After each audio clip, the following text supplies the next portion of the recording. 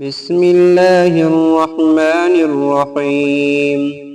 هل أتاك حديث الغاشية؟ وجوه يومئذ خاشعة عاملة ناصبة تصلى نارا حامية تسقى من عين آنية ليس لهم طعام إلا من ضريع لا يسمن ولا يغني من جوع.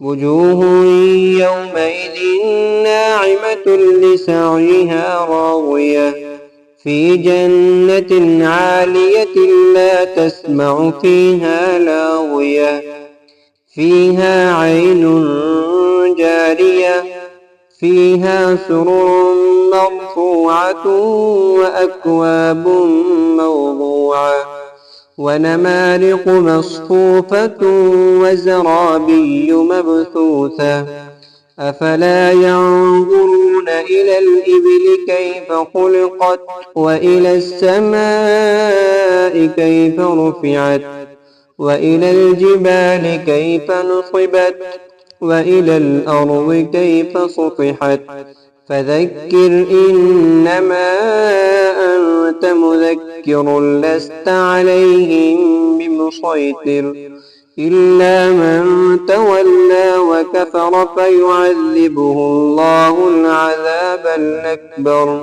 إن إلينا إيابهم ثم إن علينا حسابهم